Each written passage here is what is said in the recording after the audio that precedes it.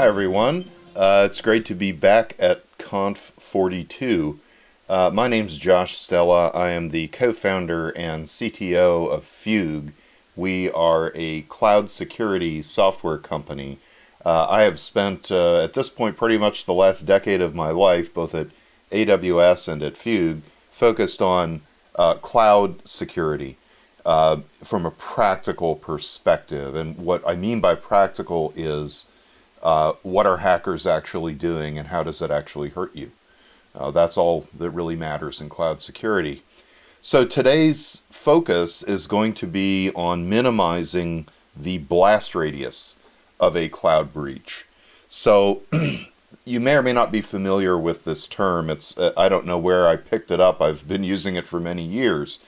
Blast radius refers to how much damage has been done by the breach. So you can focus on the penetration aspect of the breach, and we often do that. We want to prevent attackers from gaining access to our resources.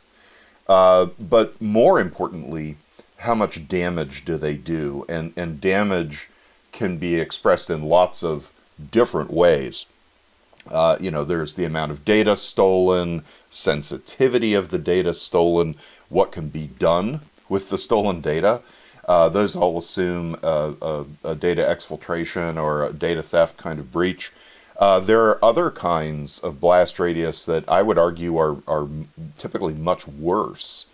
So, for example, ransomware has one of the ugliest profiles in terms of blast radius of any category of breach, depending on how resilient you are to it.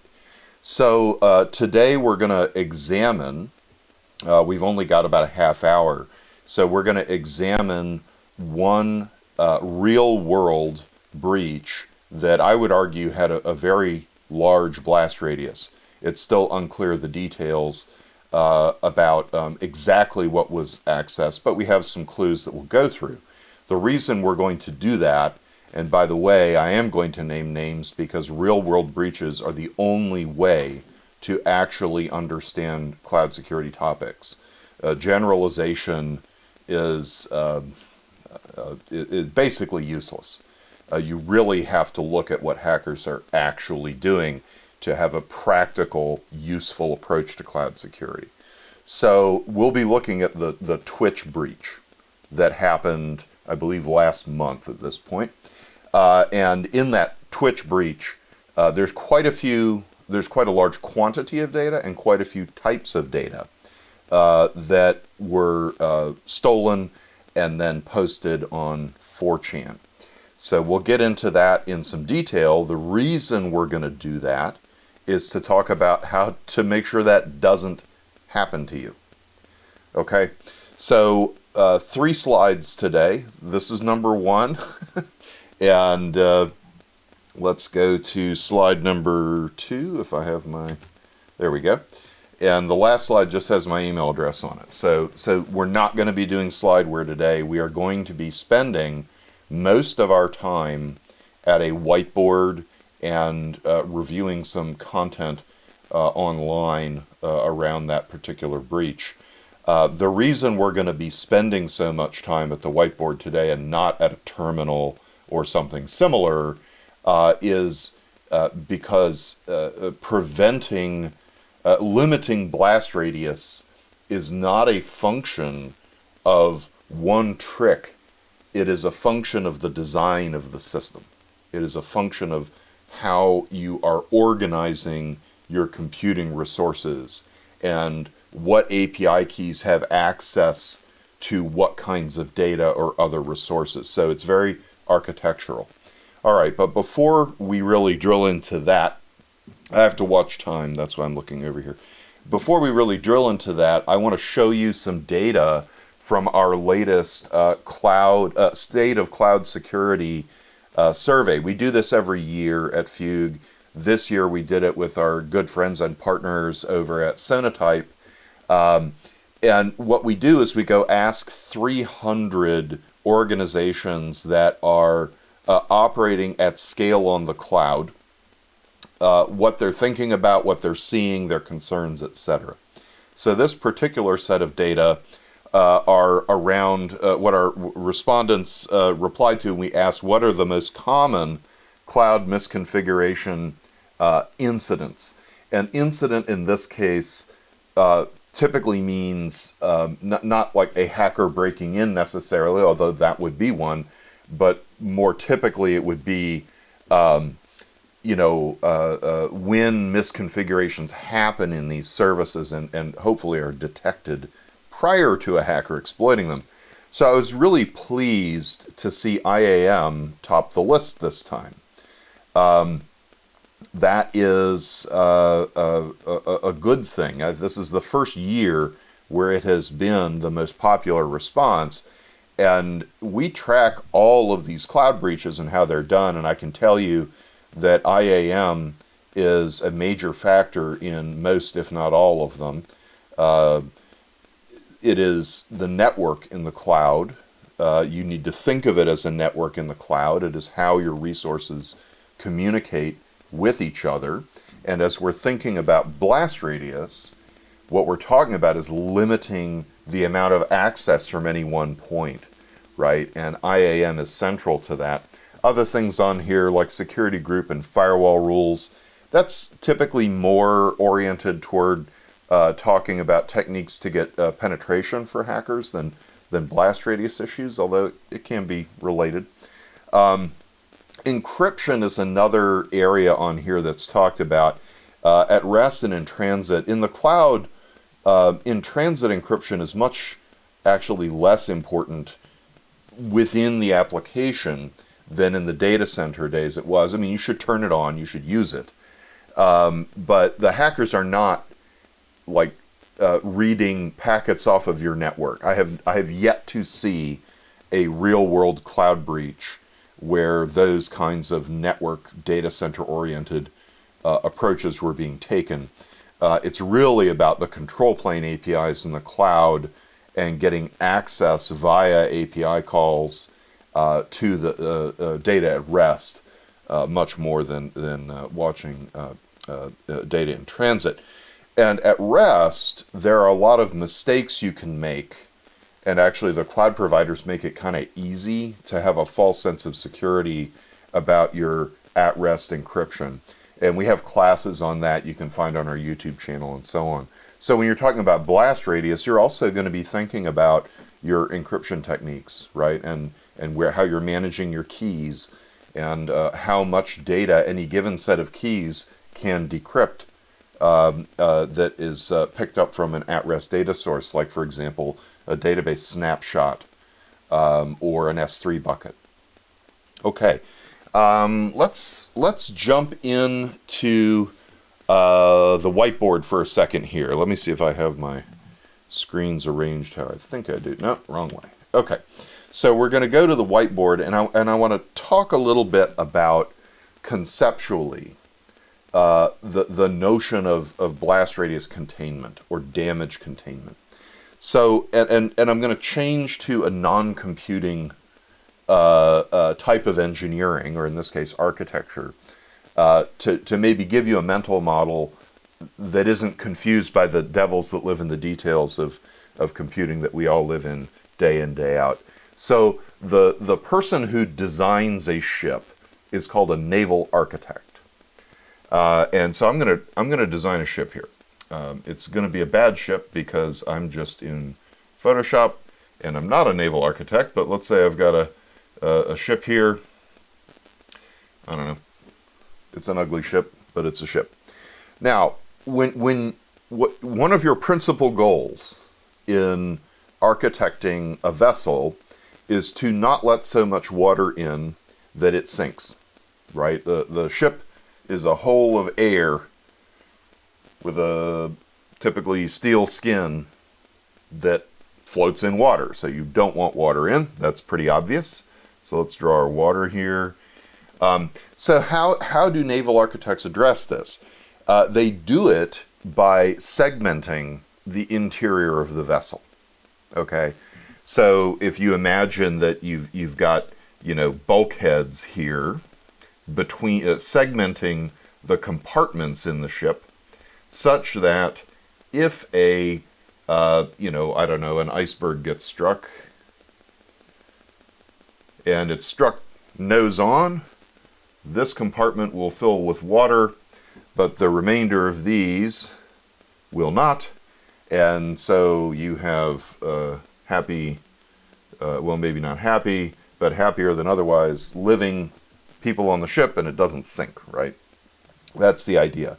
When you think about the USS Cole, which was, of course, suicide attacked at port, and a large explosive set off against that hull, that explosive did, breach a significant section of that hull, but the vessel did not sink because the blast radius, if you will, that was the damage effect was limited. And that's what we're trying to do when we are talking about building computer systems that limit blast radius. Okay, we're trying to limit it to a controllable part of our computing environments.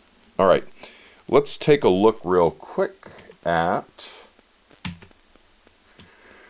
this Twitch breach.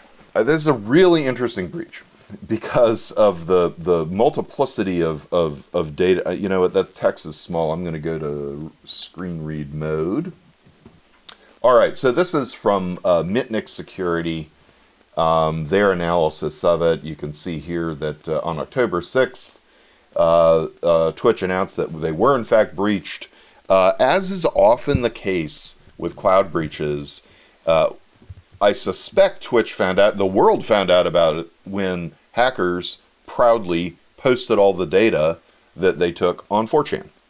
And that is not atypical when you're talking about cloud breaches, to not have an understanding of what happened until the hackers who pulled off the hack actually do something with it. That we see this a lot, not in our customers. None of our customers actually have been hacked since using Fugue, but we see it a lot in the industry where folks are just unaware that they've been breached, even major breaches like this, until the hackers brag about it. So in this case, more than 100 gigabytes of leaked data was publicly posted online to 4chan on Wednesday. All right, let's look at what kinds of data. So far it's 100 gigs of data. That might not be a big deal, right? We're not going to measure blast radius just by size of bytes. If I manage to steal all product images from Amazon.com, who cares? That's going to be massive quantities of data, but it doesn't matter because it's not sensitive data, it's intended to be public-facing, etc. On the other hand, I personally was affected by this when the Chinese broke into the database in which all of my personal details were kept for my security clearances that I've had in the past, and all that stuff was stolen. That's small data, but they know everything about me and just about everyone else who has carried a clearance over probably a decade or two. So small data, huge blast radius. An interesting story on that one. I was at a conference speaking with a very senior NIST. I guess he's a scientist, maybe an engineer, but he's one of the people who developed a lot of the NIST controls for security. Okay, he is central to that. He might be retired now, I don't know. And he quipped that, and I don't know if this is because he had specific factual information to this end, or it was a speculation on his part, but he quipped that the reason he thought the Chinese had stolen that data, and then a few weeks later someone broke into a website called Ashley Madison where people were cheating on their partners, was to tie those data together, because the way you get spies, the way you flip people often is by having incriminating information about them.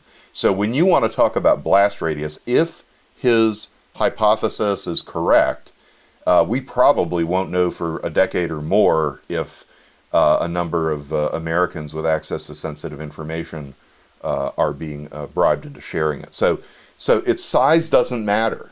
It's the content and what can be done with the content that matters when you're talking about blast radius. So here it's 130, I think it was 128 gigs. It says over 100 here.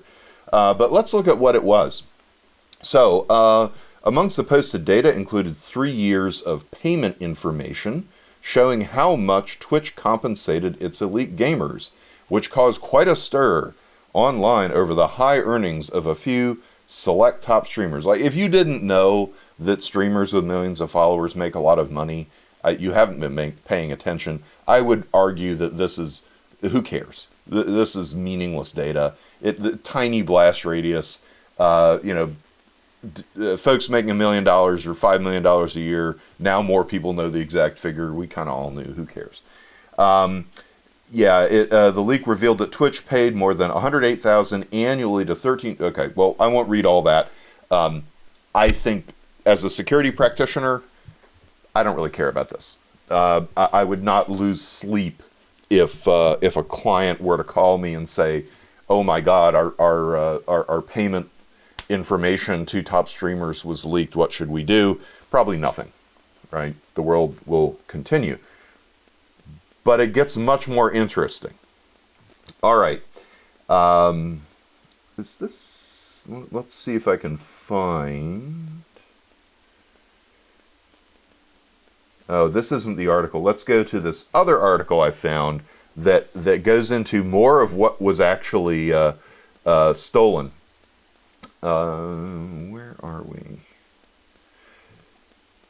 Yeah, this is interesting. So the Twitch leak, which apparently motivated the disclosure, the source, and allegedly contains the source code from almost 6,000 internal Git repositories, including the entirety of Twitch.tv, various Twitch clients. We know that these are mobile clients, console clients, desktop operating system clients, proprietary SDKs, internal red teaming tools, and then, creator payout reports dating back to 2019 and more. Okay. This is where the blast radius gets much more interesting and really ugly. Let's go back to our whiteboard and let's erase this guy. So what we've got here, we don't have exactly all the details on this breach. I gotta watch time because I tend to enjoy talking about this stuff, and I will go over. All right, we're still good. So the breach here included, payment information, right? So for their streamers, apparently most or all of this data, we don't know, was stored in Git repositories. We know there were, according to that article anyway, approximately 6,000 Git repos. Okay, so you had payment info.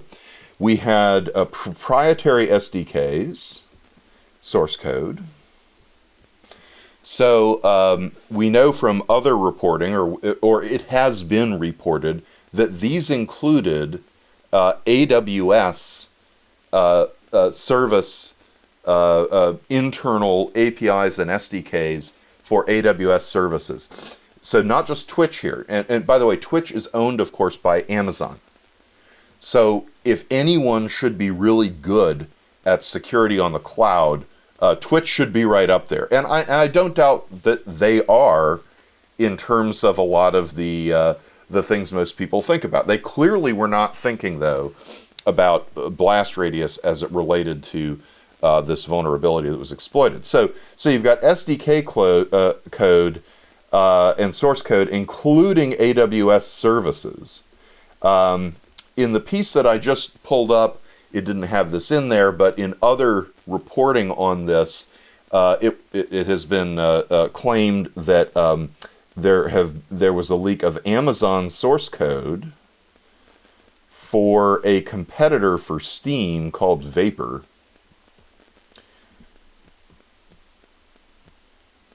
Okay, so here we've got business intelligence. Here we've got highly sensitive proprietary business information that's being all in the same leak.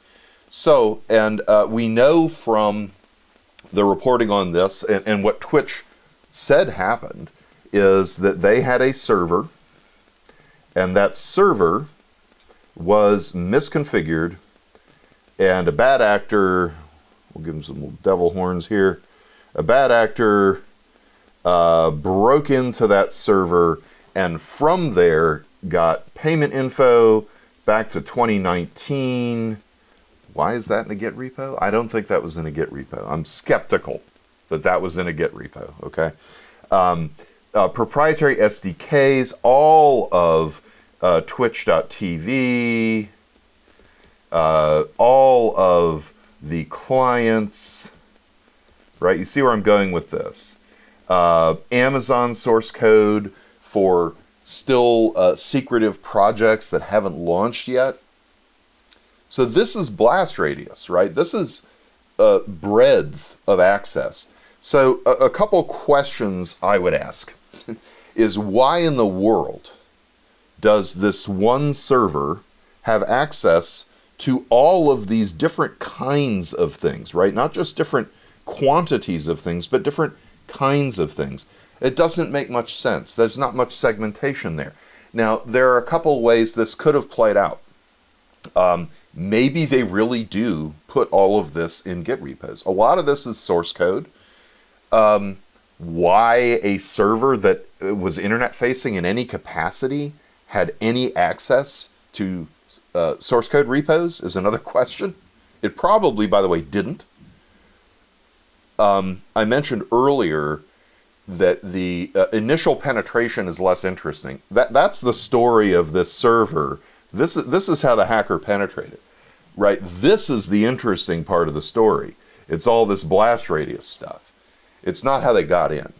So very often what we see in these scenarios is the hacker will get in through, a misconfigured server, or they'll find some API keys in an external repo or in a disk image or something. But then once they're on this server, they don't really care about that server, okay? Nobody cares about your servers anymore. They don't mean anything. Protecting your operating systems and so on, the only reason you're doing that anymore is to prevent people from perching on those to get to cloud control plane APIs. In this case, certainly at least the ability to get into 6,000 Git repos. So how might we segment this? The first thing is, let's pick out the things that are, it's like when you're a kid and there's 5 animals and a car, and which one doesn't belong? Okay, which one doesn't belong? Definitely this payment info leaps out. Now, to me, this is the one data type here, the one collection of data that's kind of understandable that a server that was public facing would have any access to, right? Because let's say you're one of those streamers and you want to log into twitch.tv and see how much money you made over the last year because you got to pay taxes, or what. I mean, that's wrong because you're going to get a tax document. But you take my point. This is application data, right?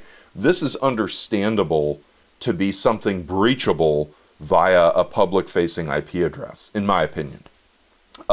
It's not great, but it's also not the end of the world. And I mentioned earlier, I think if this had been the only thing that was leaked and stolen, I personally, as a practitioner, wouldn't give this much thought. I'd probably look again at how we're doing encryption, right?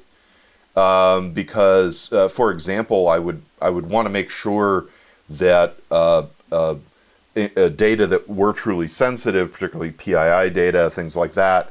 I mean, the risk in this is more lawsuit, honestly, than it is anything, practical. Okay, you could say getting sued is bad. That is true. But in terms of just the ugliness of the other data that were stolen here, that's the lowest item on the list. Okay, source code for Twitch TV for well, let's just start there. We've got source code here for Twitch TV and also for clients. Now, I suppose it is possible that, and probably likely in some scenarios, that certain engineers, certain programmers working on, say, the Xbox client would also need access to the main web host source code. I don't know what their architecture is, but I could see it. It feels a little bit of a stretch to me. I mean, honestly, if you're doing a modern services architecture, everything is exposed as APIs. You shouldn't be reading the source, necessarily needing to read the source code behind the internal APIs you're using to put your application together. I would argue even that if you have to, you've done a really bad job of developing APIs and documenting them. And that you probably shouldn't do that if you have lots of teams. They should live and die by the contract of their APIs, right? And documentation thereof. So why does one set, let's assume for a moment that from this server, our bad guy, our hacker, got access to just one set of credentials, probably given that this is an Amazon company hosted on AWS, likely those are IAM credentials that have access to these repositories or something similar. Let's say they got a hold of one set that had access to both the clients and Twitch TV. Why? You could have segmentation there. If you're not thinking about segmentation within your engineering team, what you're doing is creating a really attractive vector. And that's another interesting thing about the Twitch breach. None of this is an attack on any production systems or databases that we know of. A lot of times when we're working with folks who are, just really getting their heads around cloud security, they think, well, my production environment is the one the hackers are going to go for. Very often it's not. The hackers prefer dev. They prefer non-prod because production, because people think the way I was just describing, that, well, I have to protect production more. Dev has really nasty blast radius effects depending on what kind of data you have in these dev environments. And it doesn't just have to be source code. Very often it's copies of databases. Okay, but back to our ship that we don't want to have sink. We should be segmenting these things. If group A, if team A, works on clients, and team B, and of course there's a bunch of folks here, I'm just one person per team here for now. Team B is working on the web application. Why are they allowed to see each other's source code? I would say don't do that. Segment. And by the way, when you're segmenting, you're not going to predict everything a hacker might think to do. So the lesson from this isn't, oh man, we should have separate repos for source code for different parts of the system. There are companies that have a single Git repo. Okay, so there are different kinds of segmentation you can practice, but what you want to be doing is figuring out specifically how to perform that segmentation. Now, we're running low on time here. I only have a couple more minutes. So these are the two that really are ugly in my view, and I only have one color pen here. I'll get my whiteboard better next time with multiple colors. But why in the world would there be source code for AWS services, not Twitch services, but AWS services? And by the way, if you're pointing back at the Mitnick article and saying, well, they didn't say that, I've been researching this a lot, and I've read a lot of sources, and I can't tell you where every single one is reporting from. I personally did not download the archive from 4chan, but you can do that. I don't know if it's still on 4chan, but it's out there on the internet. You can download it and look at it, and a lot of people have.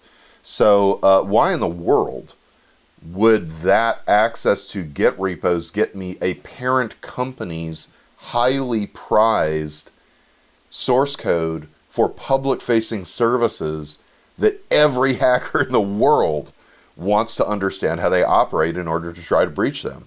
That's madness. That should not be accessible with this one breach server and some API keys.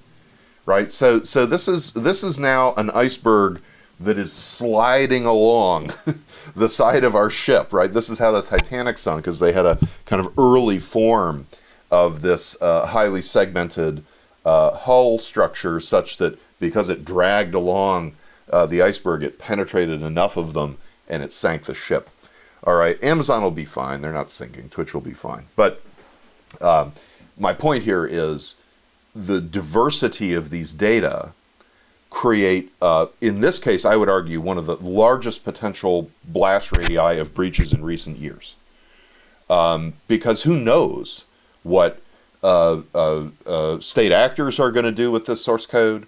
Who knows what sophisticated hacking consortia are going to do with these things? And what's the recovery, right? If any, I'm assuming if you're here, you write software or are involved in the creation of software. It's not easy, right? It's hard. And so it's really hard to say, well, we're going to have to throw all that away. I seriously doubt that's what happened here. So that's what we kind of have time for today. So the moral of the story, and I hope I touched on a number of things you should be thinking about. The first thing is, and let me just see if I can make some notes here. I got to get my whiteboard game up on this machine. All right, the first is understand what you have that's valuable. You know, understand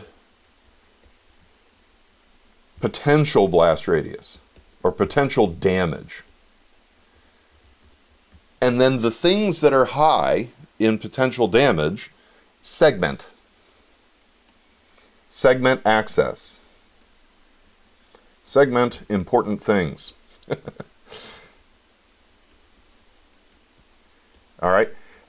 You can't protect everything perfectly. If we did, we wouldn't have functional transactional systems.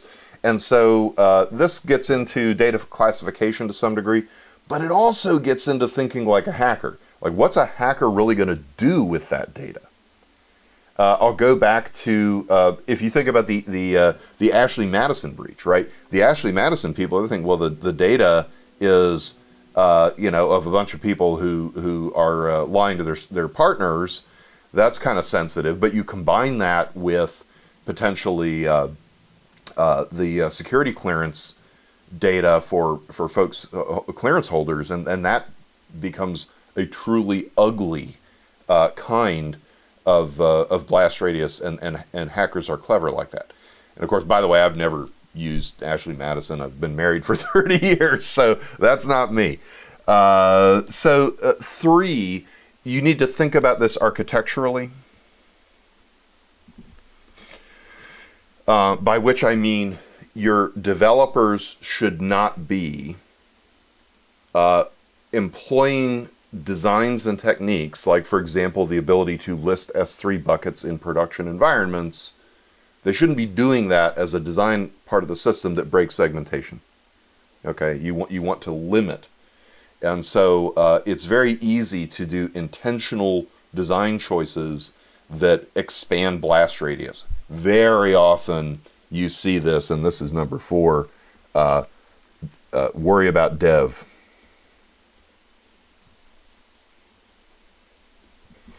Not just prod. Worry about dev and stage and test, because very often this is where we do things like use long-lived, highly privileged, accounts and tokens and so on and keys in order for convenience.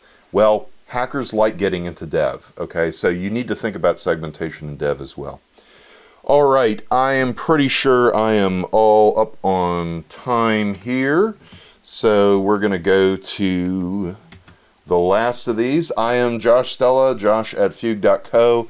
I do try hard to, I think I, like everyone, get spammed a bazillion times a day in email, but if you want to reach out and talk to me or ask a question or get a conversation going, feel free, and we are at www.fugue.co.